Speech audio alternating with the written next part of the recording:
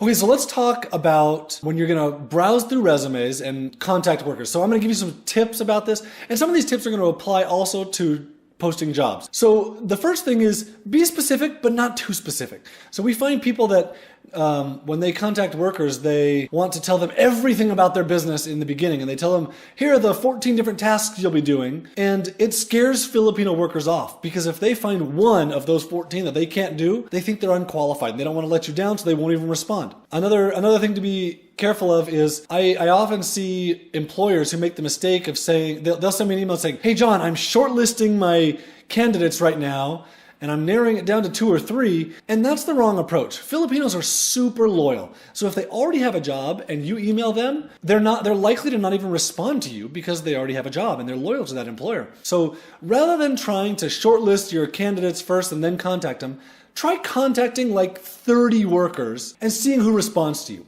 And when you do this, you don't need to filter through their resumes super well in the beginning. You should definitely do some sorting and filtering, but send lots of contacts first. And then when people respond, then shortlist them and get rid of the ones who aren't good and keep the ones who are good, and then go through your interview process with them. Something else to do when you're contacting workers is to be unique. You know, a lot of these workers are getting a lot of contact from employers. There are a lot of people trying to hire Filipinos right now. If you're just sending them a form letter every time, they're likely to think, oh, this is just spam and I'm not going to respond to this. So try and be unique in what you tell people. So I want to show you a couple examples of this, of things that I have done to help you do this better. Here's an email that I sent to a bunch of people. This is the contact that I sent. I said, you know, I found your resume on Onlinejobs.ph, which is not a great subject. But then I said, I know, this is a mass email. It's going to 12 of you. So this tells them I'm a real person when I say, I know, this is a mass email. And basically I'm saying, I'm sorry, but they at least know that I'm real. And then I tell them this is going to 12 of you. So I didn't send this to 1 million people. And you should know that I am actually offering a job, but there's competition for this job. The thing is, I have 2 job openings for writers, and your resume said you're interested in job writing articles. So there's some specifics there, but not too specific with all my employment policies. And I say, are you interested? Did you already find a job? Please reply and let me know if you're interested. So that's one example of what I have sent to people. Here's another one. The subject was, sorry for the mass email, and this is something you can't do, but I could. I said, but I own Onlinejobs.ph. Just trying to be unique, trying to stand out from everybody else. And I said, so I know you get mass emails like this from Onlinejobs.ph employers. I know because I'm the one who gets the complaints because I own Onlinejobs. Obviously, I'm, again, trying to be unique here. But I'm sending this mass email to 13 of you because I'm looking to hire 2 writers. I don't want to waste your time. The job will be very writing intensive. If you're interested, reply and let me know. Then I'll follow up with you. So I'm trying to give them some specifics about it's an intensive writing job, but I didn't give them too much to scare them away. So after you do this and you get responses from people, here are a couple of suggestions. Number 1, ask lots of questions. And I'm going to give you a whole bunch of questions you can ask, things that I ask. And then respond to everybody, because even though their first contact back to you may not be the best, may not look like the best candidate, I still respond to them unless they make some serious mistakes, which I'll show you. Let me show you a couple emails that I have responded to people with, giving you examples of what I do as I respond to them. And I'll show you that some of these have been really, really successful for me. So this first one, this guy's name was Mateo. He turned out to be an absolute rock star. And the first 2 questions I asked, he sent me back an email, and the 2 questions I asked, what other jobs do you have, and how much time could you spend working for me? So one of the things I always ask is, do you have another job? And the reason I ask that is because they don't know if they should respond and say yes, or if they should say no. Because I might want them to say yes, meaning you're a good employee, or I might want them to say no, meaning you can work for me. And so I almost always ask that question. And then how much time could you spend working for me is a good indicator of, if they have another job, can they spend, if they tell me they can work 40 hours a week, but they have another job, I have a problem with that. This guy had a resume on Elant and Odesk, and I saw that, and so I was also asking him more about that. How much contract work are you doing? In the end, he wasn't doing very much, and so he's turned out really great. Here's a couple other emails I've sent to other people. In a response, her email back to me said, how much writing will it be? And I said, it will be writing 5 articles a day. The topics will be varied. It'll be centered around a single topic at a time. And then, here's some more of my questions. Can you please send me a link to your Onlinejobs.ph profile? I could go find her profile, but I want her to send it to me. I want her to tell me where it is. And that does two things. Number one, it makes it easier for me, so I don't have to go find the profile. Number two, it shows me, is she paying attention? And I'll get into that a little bit more. Can you tell me your experience in writing articles? Do you love to write? Can you do a job writing all day? Because just because they're Filipino, just because they're an outsourcer, just because you're giving them a job doesn't mean they want to write all day long. Or doesn't mean they want to do link building all day long. Or doesn't mean they want to do whatever data entry task all day long. And so I'm a little bit sensitive to that. Can you do this for a long time? Another email. The writing on your blog is impressive. She's headed to law school. Are those still your plans? I'm trying to feel her out and see, and I'll do this with every single person. I want to know, what are you doing in life? Because I want to hire a long-term employee. So here's some more jobs. I know you're interested in the job. How much are you looking to make? How much are you looking to work? What other jobs do you have? How much do you work there? Let's continue. Here's another response I sent to someone. Can you send me a link to your online jobs profile? How much are you looking to make? Do you have another job? Do you have your own computer and internet is another option. And you'll notice I'm not asking all of these questions all at once to people. I'm sending these in separate emails. I have a good reason for that. Here's another one. Can you work full time? If not, how many hours can you work? How much are you looking to make? Can you send me a link to your profile? Will you work from home or from an internet cafe? Do you have other jobs? How many hours do you work? Here's another one. This is an initial email that I sent out, and I have some questions in it. I'm just going to get to these questions. Actually, let me go through the beginning. You'll notice how I sent them some details, but I didn't send too much. My job opening is for a full-time graphic designer / webmaster. It will entail doing layouts, using whatever tools you want, and then turning that into HTML / CSS. So I'm not saying, oh, I need you to use Photoshop, and then I need you to use Dreamweaver, and we don't use Adobe Premiere, so if you use that, don't apply. I didn't say that. I just want them to know this is a job doing webmaster work, graphic design, and turning it into HTML and CSS. If you're interested, answer these questions. How long have you been doing design work? Send me 3 references of your best. I only want to see stuff you've personally designed, because often people will send you work that maybe they didn't do the design, but they did the HTML. And so I want to know specifically what you have designed. A link to your profile. How much are you looking to make? Do you have another job? Have you worked for foreign employers before? That's a different question. Here's another reply that I sent. I wanted you to notice that I've asked this person to do a simple job for me. Specifically, this is a designer. And I told them at the end, I'll still pay you for the job even if I don't end up hiring you. And I've done this quite a few times where I get down to 3 candidates. I don't know which one's going to be the best. So I'll say, I have this simple job for you. I'm asking 3 different people to do this job. I'm going to pay you all regardless, but I may not hire you. And usually they'll all do it. And then I will pay them. So that's an option as you recruit people. Here's a couple others that I've sent to people. I'm looking for a full-time developer. You have this and this experience. Do you have that experience? Is part of this. Can you send me samples? Are you available? I have 2. I'm hiring for 2 jobs. Here's another example of another question I've asked people. I'm looking for someone to work full-time. I expect you to not have another job. If you're interested, please write 1 paragraph of why I should hire you. I want to test your English skills. That's basically what I'm looking for here. So I have, and then I say, don't send me a list of your past experience. I want you to describe it to me. I want to see how well you write. So one of the things I've had people do is, for example, I've had them write, there's a company who is filling people's dreams. I want you to write me in 4 sentences or less what your dream day would be. What would you have them do for you? And you only have 4 sentences. So if they write me more than 4 sentences, I have a problem with it. They're not following my instructions. And then I can see how creative they are and how good they are with their English. So here are a couple others just more questions that I've asked.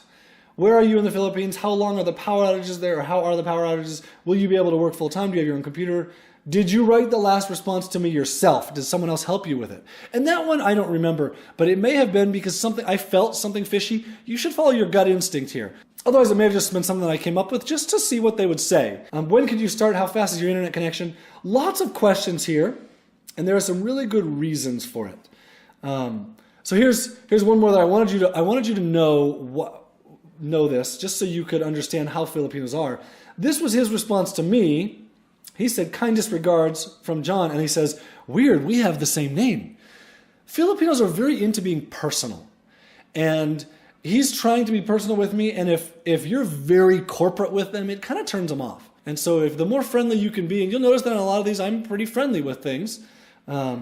I think you'll have a better response from them. So in sending all these questions to them and in sending them over multiple times, here's what I have found. This has kind of been one of my secrets to success in recruiting. I get to see how this person works in the recruiting process. So when they reply to me, I can see how consistently are they checking their email. If they're responding every single day, that's pretty consistent, and I like that. If they're not responding every day and it takes them a couple days to respond to me, the chances of them taking a couple days to respond after I've hired them are pretty good, and I don't like that. I can also see over a period of time, how is their English? How much knowledge do they have? If I'm talking to a programmer, I can tell based on his language how good of a programmer he really is, or a webmaster, or a designer. Based on the word to use and the assumptions he makes in responding to me, I can tell how good he is. And so that's why I want to send lots of questions over lots of emails. Another thing I can tell from lots of emails and asking lots of questions is, how detail-oriented is this person? So one of the questions I didn't show you is, I will often ask, will you please attach a picture of a pink Cadillac to your next email? Or attach a picture of a single banana to your next email, which is ridiculous. It's a silly question to ask. However, if they're willing to send it, I know they're paying attention to details. If they're not willing to send it, why would they pay attention to details after I hire them if they're not willing to do it when I'm recruiting them? And so I'll ask silly questions like that. And sometimes what the best response is when they tell me, why do you want a picture of a pink Cadillac? That doesn't make any sense. When someone's willing to ask me a question and question me, I love it, because that means when they're working for me, they're willing to speak up and say, I don't think something's right here. And so that's a really great response. I love that response. So in doing all of this, this is where you're going to find out, this is where you're going to have your best success in hiring rock star workers, is if you're willing to spend the time in recruiting. So I have a couple of things that I wanted to make sure I mentioned here. As you narrow it down, pay attention to your intuition. How do you feel about this worker? Because sometimes I just get a yucky feeling. And when I've done that and I've hired them anyway, it has not been a good experience. You can look for their inconsistencies. If there are inconsistencies in their resume, what they say on Onlinejobs.ph, versus what they're telling you in their emails, that'll give you a red flag. Are they working for other people? For me, I want them working for me. And I want them only working for me. I know that they're going to be more committed. And this isn't a hard and fast rule. They don't only have to work for you. But I just find it's a better experience if they are. I also want to look for their grammar. Is their grammar okay, or is it great? And depending on what I'm hiring for, I want great grammar. Also, another thing that I might look for is professionally crafted responses. Someone that might be a little bit too good at responding. It might tell me that they're a professional worker, meaning they're trying to work for 8 different employers. They're spending 18 hours a day working, but they're only spending two hours a day at each person. And that's not a good situation. Another thing that I'm looking for is, does this person have too many skills? Are they saying that they can do too much? I don't like that. Have they had lots of jobs in the past working for foreign employers? That's kind of a red flag to me. If you've had lots of jobs, why didn't they work out? Because most people on Onlinejobs.ph are looking to hire a full-time permanent worker. And if you've had 5 other jobs, something's not working out with those other employers. And I don't want to spend my time with someone that's not going to work out. Another thing that I like to look for is, can you work full-time? Because to me, I really want to hire full-time workers. Now, I have a couple part-time workers that work for me, but my goal with them is to get them to quit their other jobs and work full-time for me. Because full-time workers are, generally, I've mentioned this, it's just better. In the end, I want to know, does it feel right? Does this feel good hiring this person? Am I excited about it, or am I hesitant about it? How does my gut feel as I go through this?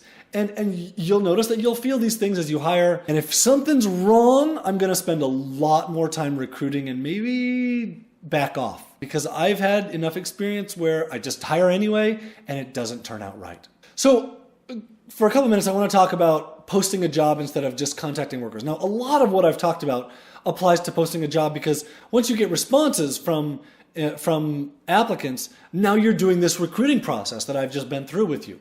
When you're posting a job, it is important that, like I mentioned before, you don't scare people away. And it's even more important when you post a job than when you're just contacting workers, because you'll get workers looking at your job post and they'll read it. And then if they feel like, oh, I can't do that, they'll move on, because it's not the only email in their inbox when you've contacted them. They have lots of other jobs to look at and apply to. Also, if you don't add some specifics, like I've seen employers that say, make the last word of your email autocomplete. Just add it at the end of your of your response to me. Just to see, are you willing to pay attention to directions? And if you don't include autocomplete at the end of your email, I'm not paying attention to you. I'm not going to do anything. I'm not even going to look at your response because you'll get a lot of form letters back. People who are applying to 50 different jobs, just trying to get a job, and they may not be qualified to your job, and that's a good way to weed them out. So another thing that you can do in this is, I have a friend that says when he posts a job, he says, please apply by video. And most Filipinos have a computer, they have a cell phone, they have some way of getting a camera on their face, and he wants them to say specific things in their video and then send him a video. Maybe they post it on YouTube and send it back to him. And that's a good way to see this person and get a good feel of their English, and to see a lot of Filipinos just aren't willing to do that. They're not willing to make a video. They're too scared. And so that's an option. I will sometimes record a video, a Jing video, and put it in the email that I send to people so that they get a feeling for me in the beginning, and maybe what I say will scare them off, and then I wouldn't want to work with that person. Or maybe what I say, they'll really connect with it. Video, I think, is often a good way to make a connection with someone, and it's so easy today to do that. Okay, so now that we've talked about how to start the recruiting process and how to follow through the recruiting process, I want to talk about what you do at the very beginning of it. So as soon as I hire someone, I'm giving them a single task. And with that task, I want them to focus on that one thing. I'm not going to give them a whole bunch of tasks that they're going to work on. I don't want to say, hey, here are these 4 things, go do these things. What's really important in the very beginning, and I'll talk about this in the next video, is that you follow up with them on one single thing and get them good at that one thing. It'll really make a difference in the process of transitioning from recruiting to working. It'll give them a solid foundation to work with you. It'll help you focus on one thing with them so that as you move forward, you have success with this. So I'll continue to talk about hiring in the next video. A couple last tips on recruiting.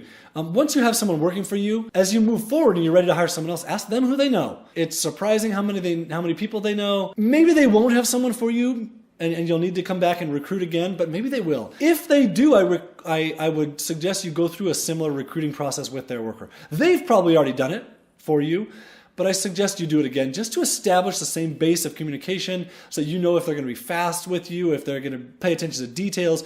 I really recommend that you do that. You can also have them do the recruiting process for you. I have a girl now that recruits for me. So I'll say, I need this kind of a worker. Can you find me 3 different candidates that have passed this entire recruiting process? And that's a little bit further down the road once you have numerous people working for you, but that's an option. They'll recruit for you, and some of them are really good at it. So if you'll follow the steps that I've talked about here, it'll make your ability to find good workers from the start a lot easier. So I've read quite a few posts in forums and stuff from people that say, hire slow, fire fast. And that's their philosophy is if someone doesn't work out in the beginning, they're going to fire them right away. And what I have found is if I go through this recruiting process really well with people, I almost never need to let someone go because I've spent enough time with them ahead of time to know this is going to work out, and I know their personality, and I know their skills, and I know their willingness to work hard before I even hire them. And that makes a really big difference in their ability to be a rock star worker.